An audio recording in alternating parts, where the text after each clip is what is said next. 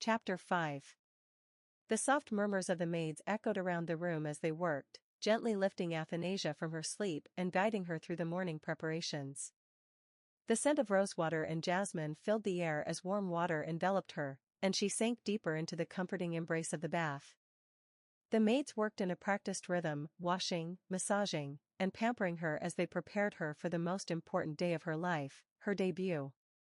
Athanasia's porcelain skin shimmered beneath the water, and her long, wavy blonde hair cascaded like strands of silk over her shoulders. Her crystal blue eyes closed in peaceful silence, her thoughts far away. The hours passed like a blur, and soon enough, she found herself standing before a full-length mirror. Her reflection stared back at her, regal and poised. The dress she wore was nothing short of a masterpiece, an elegant white gown adorned with intricate red and gold embroidery. Roses wove their way along the fabric, blooming near her waist, with delicate gold thread tracing each petal. The gown perfectly accentuated her delicate features, and the gold filigree seemed to sparkle as it caught the light. Her hair, freshly styled, fell in gentle waves, framed by a golden tiara that gleamed like sunlight. She was no longer just the emperor's daughter, she was the princess of Obelia, ready to make her entrance. As she turned from the mirror, Sir Felix and her father, the emperor, were already standing nearby. Sir Felix, wearing a ceremonial knight's uniform, couldn't help but glance at her in awe, his expression betraying his surprise. "Your Highness. You look absolutely breathtaking." Claude, her father, stood with an air of quiet pride. He had donned his imperial uniform, a white, red and blue accents, finished with a red emperor's cape that flowed elegantly behind him. His gaze softened as he took in the sight of his daughter, standing before him like an ethereal vision. "My daughter," he whispered, his voice laden with emotion. Athanasia didn't respond with much more than a soft nod, her cool demeanor intact despite the significance of the moment. Her father walked toward her and offered his arm. "Shall we, then?" She gave a small, almost imperceptible smile as she placed her hand in his, her steps as graceful as ever. Together, father and daughter made their way out of the room, down the hallway, and into the grand corridors of the palace. The long journey to the main palace felt almost surreal, every footstep, every movement, every breath charged with anticipation. The grand debutante ball was finally here, and Athanasia was ready to take her place. The grand ballroom of the main palace was a sight to behold, sparkling with an almost magical glow. Chandeliers adorned the ceiling, casting soft golden light onto the floor where nobles mingled, each one impeccably dressed in the finest silks and velvets, jewels twinkling from every corner of the room. The air was thick with anticipation as all eyes turned toward the double doors at the far end of the room, awaiting the entrance of their royal highnesses. Jeanette stood alongside the Duke and Ezekiel near the back, her crystal blue eyes carefully concealed by a magic ring that muted their radiant glow. To the eyes of the nobles, her eyes appeared to be a regular blue, lacking the intensity that had once been a symbol of the royal family. She wore a pastel pink, blue, and white gown with delicate lace at the edges, her hair cascading in long straight brown with silky curls, with bangs framing her delicate face. The gown was designed to be regal, but it lacked the distinct elegance of royalty. There was a touch of youthful sweetness to it, a stark contrast to Athanasia's more regal attire. Ezekiel, standing beside her, was dressed in a formal suit, his white hair styled neatly, his golden eyes shimmering beneath the soft light of the room. The Duke, as always, wore his finest attire, a grey tailored suit, his expression unreadable, though a glint of anticipation lingered in his eyes. The moment came. The double doors of the grand ballroom slowly swung open, revealing the emperor and his daughter. All conversation ceased. The room fell into a stunned silence. Claude de Alger Obelia, dressed in his full imperial regalia, stood tall and commanding, his white, red and blue imperial accents, the red emperor's cape flowing behind him. His golden blonde hair shone under the chandeliers, and his cold, unyielding demeanor was a familiar sight to those who had long known the emperor. However, as his eyes settled on his daughter, a tender, almost unrecognizable warmth softened his features. His face, usually so cold and stern, held an expression that could only be described as affection. Beside him stood the princess, Athanasia. Her platinum blonde hair shimmered like sunlight, falling in soft waves down her back. Her blue crystal eyes sparkled like sapphires, revealing the depth of her royal bloodline. The dress she wore was a work of art, an intricate, white gown with red and gold embroidery, roses decorating the skirt and bodice. The hemline trailed elegantly behind her as she walked, a vision of grace and poise. The nobles exchanged whispered remarks, some of them in awe, others in disbelief. They had heard rumors of the emperor's loving affection toward his daughter, but what they saw now before them was something entirely different. Claude, the father, was completely different in the presence of his daughter. His usual frigid exterior seemed to melt away as he escorted her down the grand steps, and his gaze was fixed entirely on her. He actually looks at her with such tenderness. The emperor, he's never been this way before. I can hardly believe it. He's never shown affection for anyone. Not like this. Jeanette, watching from the back of the room, clenched her fists beneath her gown, her face a mask of cool indifference. Seeing the attention and adoration Athanasia was receiving made something in her stomach churn. The princess, so perfect, so adored, she was everything Jeanette could never be. Jeanette had been told she was the emperor's daughter, but Athanasia had always been in the spotlight, the golden child. The princess moved forward, her steps confident, yet gentle, as the emperor led her to the center of the room. Their royal highnesses, Claude and Athanasia de Alger Obelia, the herald called, and the ballroom erupted in polite applause. The nobles were in awe of the pair, stunned by the stark contrast of the emperor's usual coldness and the warmth he now displayed for his daughter. The emperor stood tall beside his daughter, who now stood in the light of the ballroom, bathed in a sea of gasps and whispers. Jeanette's eyes lingered on them, though she quickly lowered her gaze, her mask of calmness unwavering, hiding the resentment and jealousy bubbling just beneath the surface. Such a contrast between them, one noble whispered to another. And yet, the princess carries herself with such elegance. She truly is a reflection of her father, despite what we've heard. Jeanette's heart sank. Athanasia wasn't just the emperor's daughter, she was everything Jeanette could never be. And now, watching the emperor shower his love upon her in public, Jeanette felt more alienated than ever. The grand ballroom fell into an odd silence as the emperor took his daughter's hand, and the music began. The soft strains of the orchestra filled the air, slow and elegant, as the emperor, known for his cold and commanding presence, led Princess Athanasia in their first dance. For the nobles, this moment was nothing short of breathtaking. The emperor, the man who had always been distant, aloof, and indifferent to everyone, was now dancing. His expression, usually so stoic, was softened as he gazed at his daughter. He held Athanasia delicately but firmly, his hand guiding her with an unexpected tenderness as they moved together in perfect synchrony across the ballroom floor. The princess, her platinum blonde hair shining like a halo under the chandeliers, glided effortlessly with him. Her white and red gown, adorned with intricate gold embroidery, flowed gracefully around her as they danced, and her crystal blue eyes sparkled with a quiet joy. She held herself with poise, but the warmth in her smile was unmistakable as she glanced up at her father. To the spectators, this was nothing short of a revelation. The cold, distant emperor, who had never shown such affection to anyone, was showing a side of himself they had never seen before, a father's love for his daughter, radiating with every step they took. Jeanette watched from the sidelines, her heart beating a little faster as she took in the sight. For the first time in her life, she felt a surge of hope. This could be me, she thought, her eyes brightening as she took in the emperor's gentleness with Athanasia. Once I'm introduced, once he sees me, he'll treat me just like he does Athanasia. He has to. Jeanette's mind raced with anticipation. She had long been told she was the emperor's daughter, that one day, she would be recognized as a princess, his daughter, just as much as Athanasia. She knew it would take time, but the hope was there now, stronger than ever. Once he sees me. The nobles, meanwhile, continued to marvel at the sight. There was a palpable shift in the room as they watched the emperor. He had always been seen as unapproachable, a ruler who kept his distance.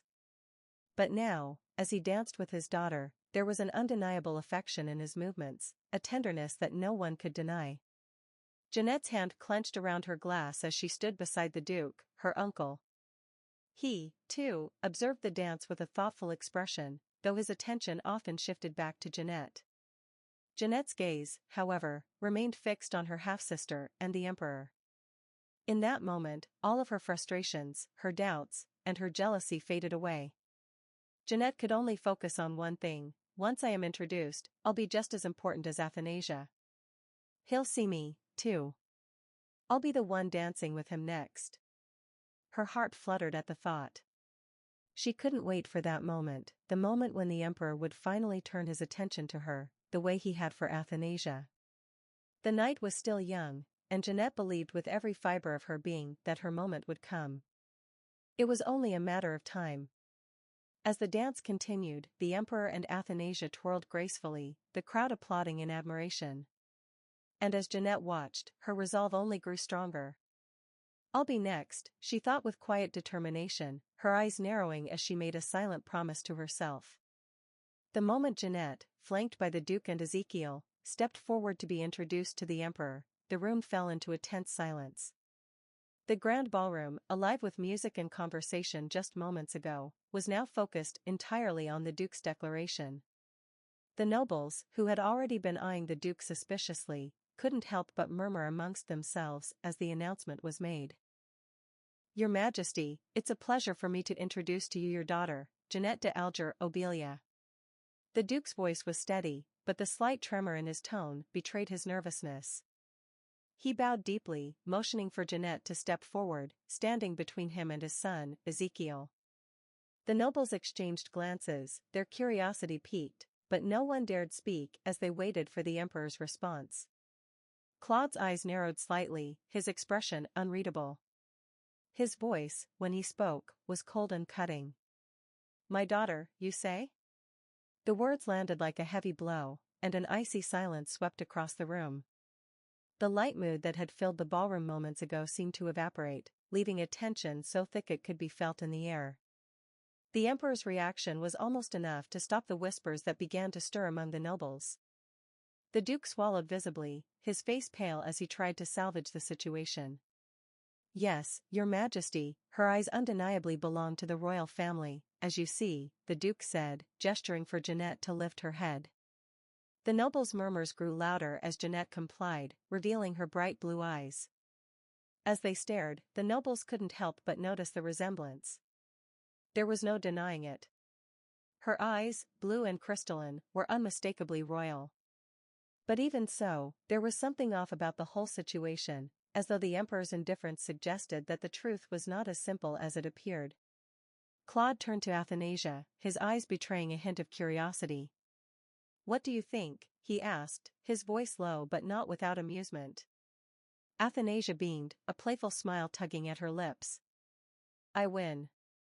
I told you the Duke was up to something, Daddy, she said cheerfully, her words carrying an edge of triumph that cut through the tension in the room.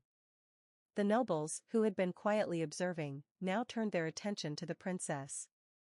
Her words rang in their ears, and a few of them exchanged uneasy glances.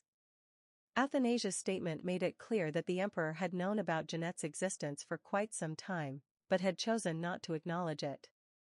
And that realization left many wondering why, and what that meant for Jeanette's future in the palace. Claude's eyebrows lifted slightly at his daughter's words, but he quickly caught on to what she was trying to do.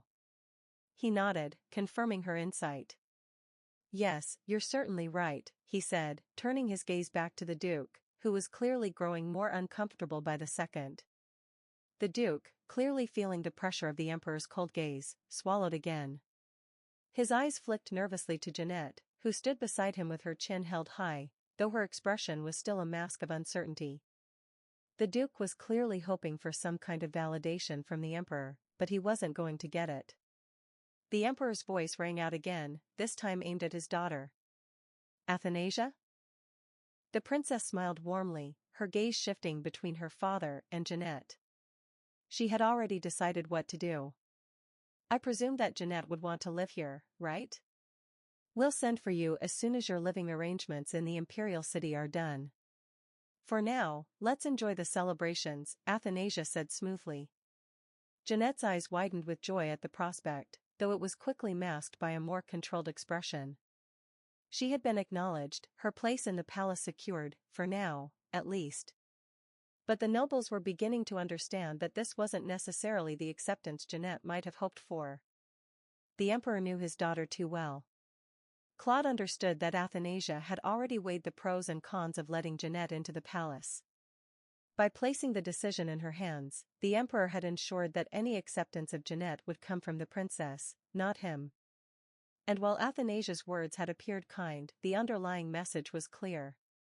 Jeanette's future in the palace was not yet set in stone. The nobles began to murmur amongst themselves, trying to piece together the emperor's motives and Athanasia's quiet yet calculating demeanor. It was clear that the emperor's decision to let his daughter take the lead in this matter was not a small thing. The nobles now found themselves questioning Jeanette's position in the palace. Was she truly accepted, or was this merely a political move to placate the duke? Athanasia's smile remained sweet and composed as she turned to the duke. "Duke, if you don't mind, we'd like to continue with the second dance," she said. The duke, Ezekiel, and Jeanette flushed a deep red in embarrassment, clearly out of place in such a grand occasion. With a hurried bow, they stepped aside, allowing the second dance to begin. As the music swirled around the ballroom once again, the nobles couldn't help but notice the stark contrast between the way they treated Jeanette and the attention lavished on Athanasia. The whispers grew louder, but no one dared approach the emperor or his daughter. Jeanette, though her heart swelled with hope at the possibility of a future in the palace, couldn't ignore the subtle, almost palpable distance the nobles were creating between themselves and her. Her jealousy toward her half-sister flared once again, but she forced herself to push it down. This was her moment, her life as a princess was just beginning. Even if the nobles weren't ready to embrace her, she had finally taken the first step toward securing her place in the royal family. The nobles observed closely, their gazes sharp as the emperor continued to keep Princess Athanasia by his side throughout the evening.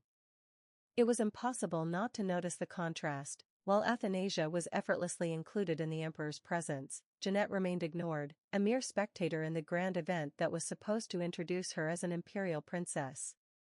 The murmurs among the aristocrats grew, though no one dared to openly voice their thoughts. As the evening progressed, Claude subtly instructed Sir Felix to watch over Athanasia as she mingled with her peers. The young aristocrats, many of whom had only ever heard rumors of the secluded princess, were captivated by her presence. Athanasia carried herself with grace and confidence, neither arrogant nor overly humble. Her polite and formal demeanor surprised them, especially since she didn't seem to care much about their backgrounds or family influence. Instead, she engaged in casual conversation as if she had been part of high society all her life. "Your Highness, are you planning to partake in social gatherings from now on?" a young lady asked hesitantly, her voice tinged with curiosity. Athanasia smiled, tilting her head slightly. "Of course, if His Majesty allows it. I don't see why not." Another noble, a young lord emboldened by her openness, spoke up. "Is it true that you were sickly as a child, Your Highness?" She let out a soft chuckle. "No, that's simply not true. As you can see, I am quite healthy. Father only wished for me to focus on my studies." The answer was simple, yet it dispelled one of the many rumors that had surrounded the princess. The nobles exchanged glances, realizing how little they actually knew about her. Then, suddenly, an unexpected voice cut through the conversation. "Sister, it's a pleasure to finally meet you. I've heard a lot of things about you over the years." Jeanette had appeared from behind, her voice filled with forced warmth as she approached Athanasia. The nobles turned to watch the exchange, their interest piqued. Athanasia regarded her with a knowing smile. "I've heard about you too, though not from the mouth of who you'd expect." The implications of her words were clear to everyone present, including Jeanette, who stiffened in response. The nobles, already wary of Jeanette's sudden introduction into the imperial family, now had more reason to be skeptical.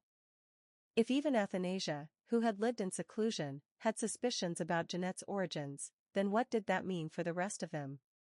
Jeanette clenched the fabric of her dress in frustration, but before she could respond, a presence interrupted them. A young boy, around the same age as Athanasia, strode confidently into the ballroom. His finely tailored black suit gleamed under the chandeliers, the gold trimmings catching the light with each step. His long black hair framed his sharp features, and his crimson eyes gleamed with an air of mischief and intelligence. The nobles whispered amongst themselves, intrigued by the unfamiliar yet striking figure. He carried himself with elegance and a confidence that made it seem as though he belonged, despite not being part of the imperial court. "Sorry for being late," Lucas said smoothly, presenting Athanasia with a bouquet of enchanted flowers that shimmered in her hands. Athanasia accepted the gift with a smile. "Better late than never. Daddy will want to know you're back." The familiarity in their exchange did not go unnoticed. The way Athanasia addressed him so casually, without hesitation, suggested a close relationship, one the nobles had never been privy to. As the two turned to leave, making their way toward the emperor, Jeanette instinctively followed. However, Claude, who had been watching the interaction, immediately understood that his daughter was silently asking for assistance in shaking Jeanette off. Claude's expression remained impassive as he nodded slightly. "Yes, let's talk in private. I should love to hear about your exploits." With that, the emperor led them to a private chamber. Just as Jeanette attempted to step inside, Felix smoothly moved in front of her, blocking her path. "I'm afraid this meeting is private, Lady Jeanette," he said, his voice firm yet polite. Jeanette blinked, momentarily stunned. But. Before she could argue, Felix shut the door, leaving her standing alone outside. Several nobles had witnessed the exchange, and within moments, whispers spread like wildfire across the ballroom.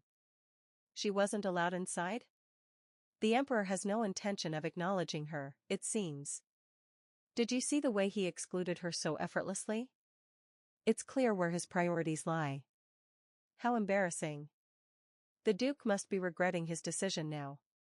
Jeanette stood frozen, her face burning as the reality of the situation sank in.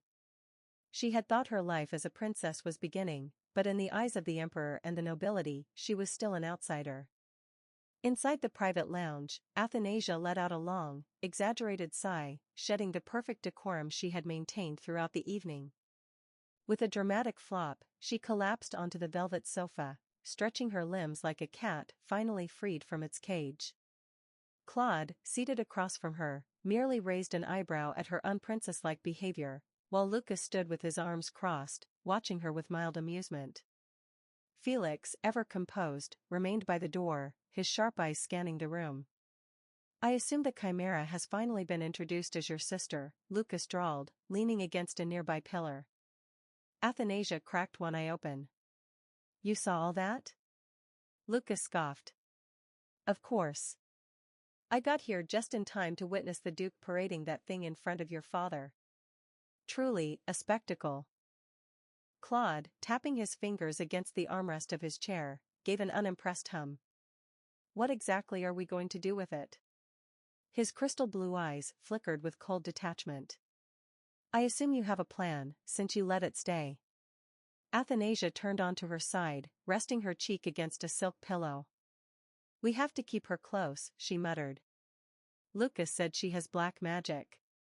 At this, Claude's gaze sharpened. "Black magic?" Lucas sighed, brushing a stray lock of hair from his face. "It's faint, but it's there. She's not using it actively, but it's woven into her very existence. That kind of power doesn't just appear naturally." Claude's expression darkened at the implications. Felix, who had remained silent up until now, finally spoke. "And where do you want to place her, Your Highness?" Athanasia shifted, sitting up slightly as she looked at Lucas with a pleading expression. "In the Sapphire Palace, if that's okay with you?" Lucas immediately narrowed his eyes. The Sapphire Palace was not a private estate but a designated residence for distinguished guests in the imperial city. It was also where Lucas had been staying for the past 7 years, having shamelessly claimed the largest and most lavish suite for himself. Unlike the dark and eerie Magic Tower, where mages constantly sought his guidance, the Sapphire Palace offered him the luxury of pampering, fine food, and absolute solitude whenever he desired. Lucas let out a deep sigh. I am not giving up my room. Felix, unable to hide his amusement, smiled. He still remembered how Lucas, with his usual audacity, had claimed the grandest suite the moment the Emperor offered him residence there. Athanasia, unbothered by his reluctance, beamed. So that's a yes? Lucas scowled. It's a she stays far away from my quarters kind of yes. Claude, who had been quietly observing, let out a low chuckle. Good. If she really does possess black magic, I'd rather have her under watch than running loose under the Duke's care. Athanasia nodded in agreement. Jeanette's presence in the palace would undoubtedly stir the nobles, but that was precisely what she wanted. The more eyes on Jeanette, the harder it would be for hidden forces to manipulate her. Lucas ran a hand through his hair, muttering, "You better appreciate this." Athanasia grinned.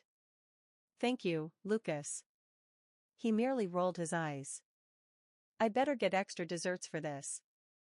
Like, comment and subscribe to be notified for updates in the series.